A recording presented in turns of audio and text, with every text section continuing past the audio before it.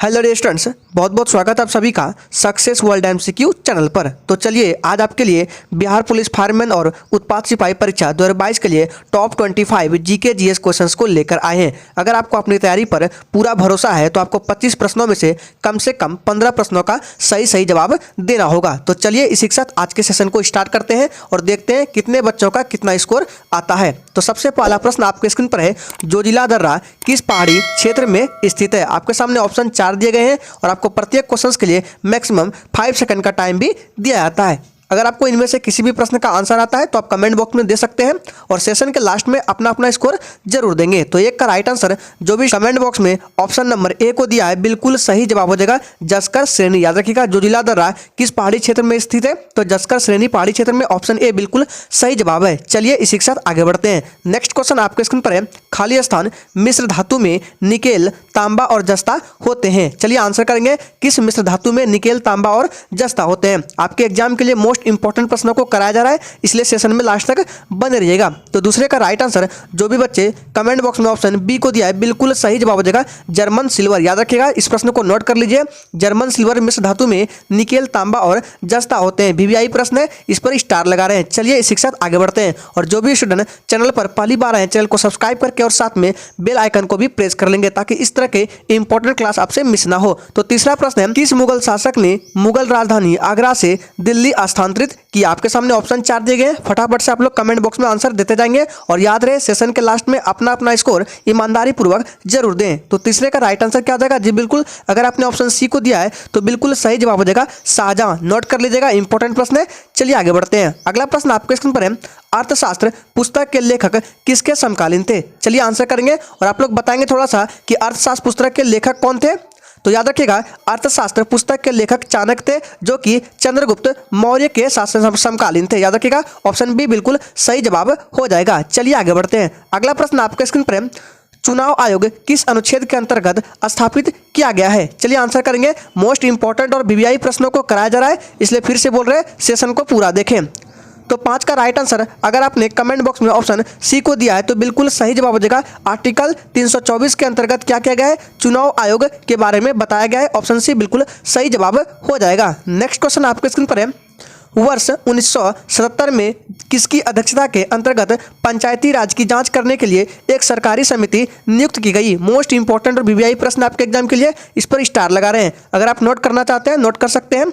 अगर आपको सेशन अच्छा लग रहा है तो सभी लोग दिल से एक बार सेशन को भी लाइक कर देंगे। तो 6 का राइट आंसर अगर आपने कमेंट बॉक्स में ऑप्शन ए को दिया है तो बिल्कुल सही जवाब हो जाएगा किसकी अध्यक्षता में, तो अशोक मेहता की अध्यक्षता में। ऑप्शन ए बिल्कुल राइट आंसर हो जाएगा। चलिए आगे बढ़ते हैं। अगला प्रश्न आपके स्क्रीन पर है, निम्नलिखित महाद्वीपों में से कौन सा महाद्वीप पृथ्वी के उत्तरी, दक्षिणी और पूर्वी पश्चिमी गोलार्ध में स्थित है। चलिए आंसर करेंगे और अगर आपको किसी भी प्रश्न में थोड़ा भी डाउट होता है तो तुरंत आप कमेंट बॉक्स में पूछिए, आपको रिप्लाई तुरंत दिया जाएगा।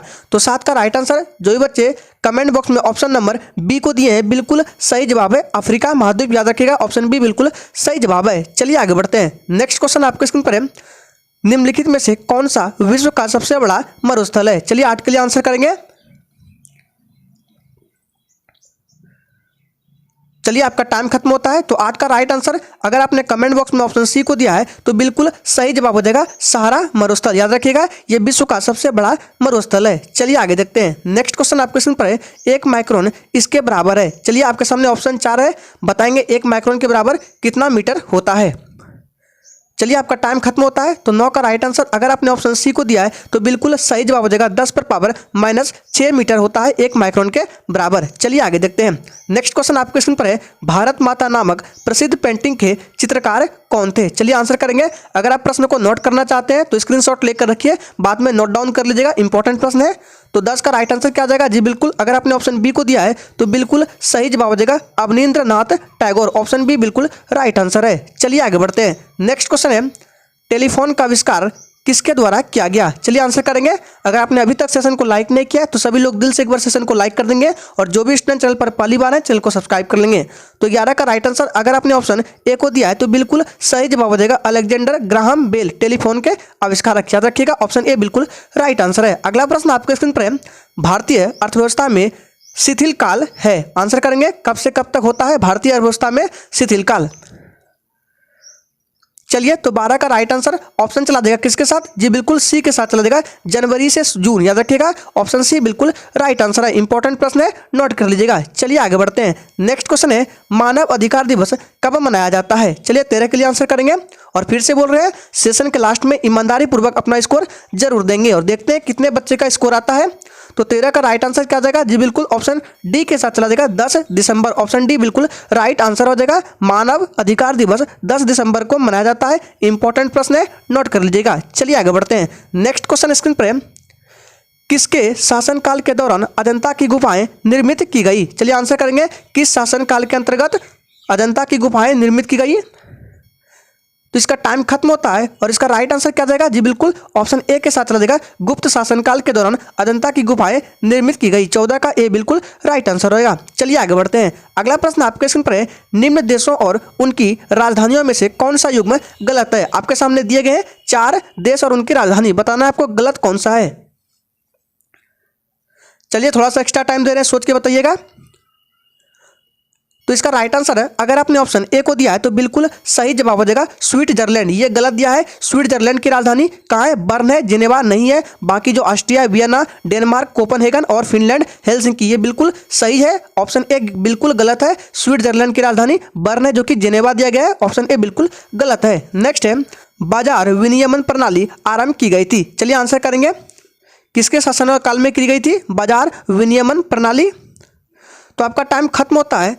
तो 16 का राइट आंसर अगर आपने ऑप्शन सी को दिया है तो बिल्कुल सही जवाब देगा अलाउद्दीन खिलजी द्वारा किया गया था बाजार विनियमन प्रणाली आरंभ। ऑप्शन सी बिल्कुल राइट आंसर है। चलिए आगे देखते हैं। नेक्स्ट क्वेश्चन है भारत का कौन सा उद्योग बड़ी संख्या में कार्यकर्ता नियुक्त करता है। इंपॉर्टेंट और वीवीआई प्रश्न है। चलिए आंसर करेंगे। तो 17 का राइट आंसर क्या जाएगा जी बिल्कुल ऑप्शन चला देगा बी के साथ वस्त्र उद्योग। ऑप्शन बी बिल्कुल सही जवाब हो जाएगा। चलिए आगे बढ़ते हैं। नेक्स्ट क्वेश्चन स्क्रीन पर है संसद की लोक लेखा समिति का अध्यक्ष नियुक्त किया जाता है। किसके द्वारा नियुक्त किया जाता है बताना है आपको।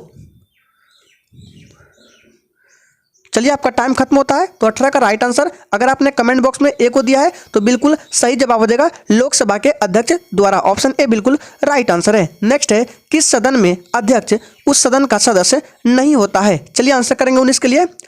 किसी भी प्रश्न में थोड़ा भी डाउट होता है फिर से बोल रहे हैं तुरंत आप कमेंट बॉक्स में पूछिए, आपको रिप्लाई तुरंत दिया जाएगा। तो 19 का राइट आंसर क्या जाएगा जी बिल्कुल ऑप्शन बी के साथ चला जाएगा राज्यसभा। याद रखिएगा राज्यसभा में जो अध्यक्ष होते हैं उस सदन का अध्यक्ष नहीं होता है, सदस्य नहीं होता। याद रखिएगा ऑप्शन बी बिल्कुल राइट आंसर हो जाएगा। चलिए इसी के साथ आगे बढ़ते हैं। अगला प्रश्न स्क्रीन पर मौर्य वंश के तत्काल बाद किस वंश ने आकर मगध राज्य पर शासन किया। मोस्ट इंपॉर्टेंट और वीवीआई प्रश्न है। चलिए भी इसके लिए आंसर करेंगे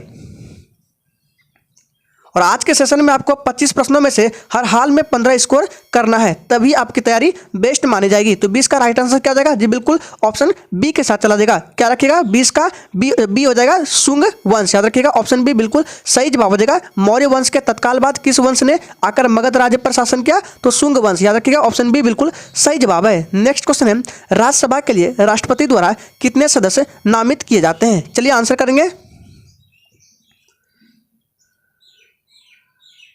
चलिए आपका टाइम खत्म होता है। तो 21 का राइट आंसर ऑप्शन बी के साथ चला जाएगा 12। ऑप्शन बी बिल्कुल राइट आंसर हो जाएगा। 12 सदस्य को नामित किया जाता है राष्ट्रपति द्वारा राज्यसभा में। चलिए आगे देखते हैं। नेक्स्ट क्वेश्चन है निम्नलिखित में से किन मुगल सम्राटों ने स्वयं अपनी आत्मकथा लिखी थी। मोस्ट इंपॉर्टेंट और वीवीआई प्रश्न आपके एग्जाम के लिए। चलिए 22 के लिए आंसर करेंगे।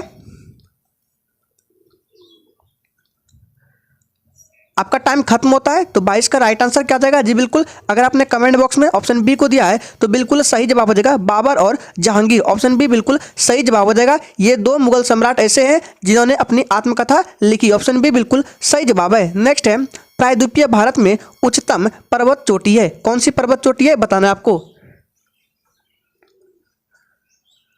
चलिए आपका टाइम खत्म होता है। तो 23 का राइट आंसर अगर आपने ऑप्शन ए को दिया है तो बिल्कुल सही जवाब हो जाएगा अनाई मुड़ी। ऑप्शन ए बिल्कुल सही जवाब है। ये प्रायद्वीपीय भारत में उच्चतम पर्वत चोटी है। याद रखिएगा इंपॉर्टेंट प्रश्न है। नेक्स्ट है किसी चट्टान को स्वस्थान पर तोड़ देना कहलाता है। आंसर करेंगे 24 के लिए। चलिए तो याद रखिएगा, किसी चट्टान को स्वस्थान पर तोड़ देना क्या कहलाता है? तो अपक्षयन। याद रखिएगा, ऑप्शन बी बिल्कुल सही जवाब है। चलिए इसी के साथ आगे बढ़ते हैं। अगला प्रश्न आपके स्क्रीन पर है, टाइफाइड बुखार किसके द्वारा होता है? चलिए आंसर करेंगे 25 के लिए। यह आज के सेशन का आखिरी प्रश्न है। तो 25 का राइट आंसर अगर आपने कमेंट बॉक्स में ऑप्शन ए को दिया है तो बिल्कुल सही जवाब हो जाएगा, जीवाणु के कारण होता है टाइफाइड बुखार। ऑप्शन ए बिल्कुल राइट आंसर हो जाएगा। तो इस तरह से बिहार फायरमैन और बिहार उत्पाद सिपाही के लिए इंपॉर्टेंट क्विज को देखने के लिए आप हमारे चैनल को सब्सक्राइब कर सकते हैं। तो आज के लिए इतना ही, तब तक जय हिंद।